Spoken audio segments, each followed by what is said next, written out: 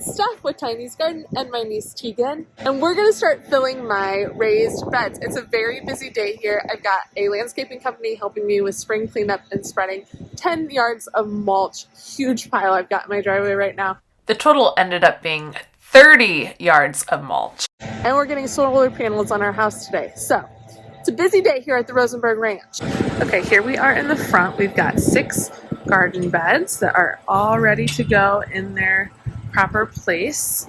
Earlier this week I had an irrigation guy come out and trench irrigation. That's what that black line is. So what he did is went right down through the middle here and came up on each side of the boxes. And now I'm gonna fill the boxes with a certain method. I think it starts with an H, and I would really butcher the name, so I'll put it on the screen, which is where you're putting layers of stuff that can decompose and enrich the soil in the boxes to help take up some space so you're not spending quite as much money on compost. So we're going to start with some big wood pieces at the bottom to try and take up a lot of space.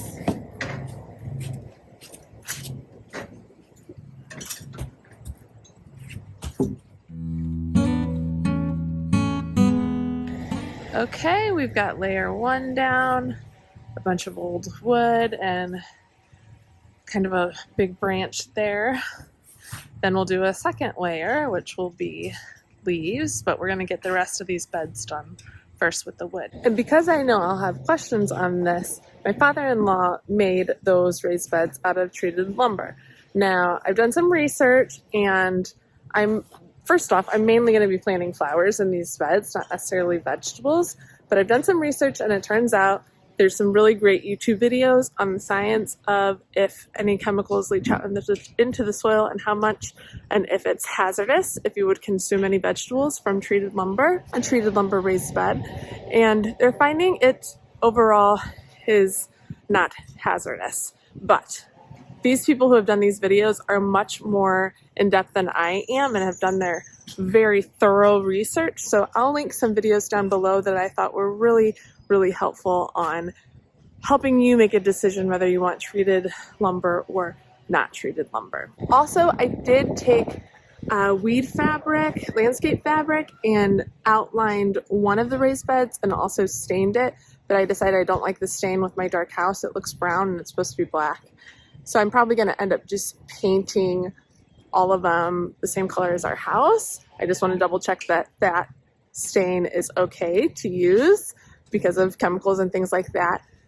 So I'm checking on that. But back to the landscape fabric, it was a ton of work to do one bed. And now that I've seen these videos, I feel more comfortable not having to do that to all beds. So we're donating 2 of these huge beds to a home that helps with special needs people with cognitive disabilities and special populations. So I'm going to give that bed to them and they can grow their veggies in it if they want because it's outlined on the inside with that fabric, so it's an extra protection.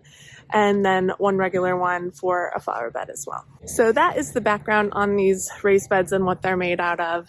And now we get to the exciting part, which is filling them up with stuff so that we can get our flowers into them.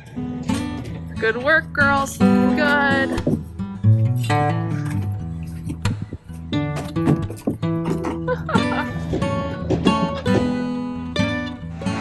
Okay, we've got the back beds done now. I think we're going to add a little more wood and chop that log right there up with a chainsaw. And I wanted to show you what it's looking like back here. So we've got our bottom layer of that wood, branches, yard debris, anything we can. And now the next layer is leaves. We live in a heavily wooded area on 1 acre. So we're putting those leaves to good use. It's exciting. It's coming together. And here's that bed I tried out front. It just is too brown for a black house. But that's what I mean by using the landscape fabric along the inside there. And if I didn't say the dimensions of this are 7.5 by 4 feet. Now the next layer I would do if I had it would be wood chips, and I didn't get around calling for free wood chips, and I just want to get this compost in, so that's arriving today. So the compost will probably be the next layer. If I had wood chips, I would put those wood chips on top of the leaf mulch or the leftover leaves too. So you can do mulch, you can do a bunch of different things, but for us, probably compost is going to be next. And I'm super grateful for this company's help. I'm glad I called and had them do spring cleanup and grab the leaves for me so I could put them on top of the beds. I think it was $400. That's worth it for me because I can't do this whole property by myself. And my husband, from his back surgery, can't do much. So it's okay if you can't do it all by yourself. It's okay.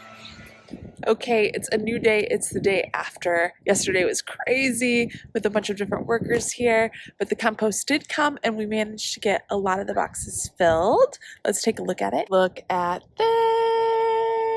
this. Looks so healthy. It's gonna be great. So these 4 in the front are done.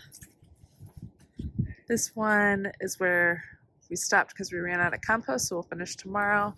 And then this one still has the leaf layer on top, so more compost will be added to that tomorrow as well. Nothing like the smell of cow manure in the morning on your hands, am I right? At least that's what I smell when I smell it. Pretty sure there's a decent amount of cow manure in there, which is fine. It's great. And then on this side, so exciting. We've got to add a little more to this one as well. But you can see how it's coming together. All the layers are working. And our leaf compost pile completely gone. All the junk and stuff that was over here. A lot of wood, old wood. We used that. Anything scrappy we could find that would work and break down in those boxes without hurting the plants, we used. You babies get to go in your new home very soon, my loves. Get ready. Now the only thing I might add is come in on the very top here and add about 1 bag of that Espoma Land and Sea compost just to give it a final top layer. And it's a lot cheaper than having to use several bags per box because the bulk of it is spilled up with this bulk order. Just to fill up a tiny bit more because you can see I've got about maybe 3 inches. So maybe just adding another inch there. But if I do that, I'll let you know. Otherwise, these babies are ready to rock and roll. And everything is cut back. Spring cleanup. They did a fantastic job, especially this one guy worked his tail off. And all the leaves through the front back here picked up and repurposed in those raised beds as one of our layers. And that's a lot of leaves, my friend. We've got trees everywhere you look, so it's nice to be able to use that stuff in a really purposeful way. Nature's pretty cool like that, helping itself out, isn't it?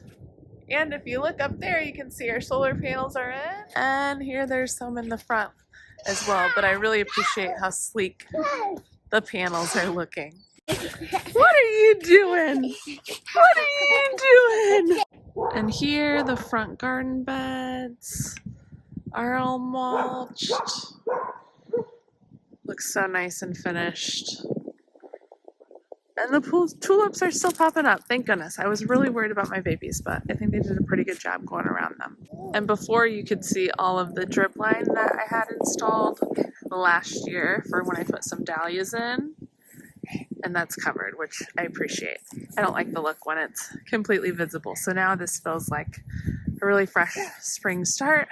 We're ready to rock and roll. Then here's the view from the front. I think the cedar mulch looks really nice with the black house in the background. It's the most expensive, but I think you pay for the quality for sure. Now we just have this front section to finish that my little partner and I were working on. And the guys are finishing up the back. But that should look really nice as our new front entrance. I'm really pleased with that.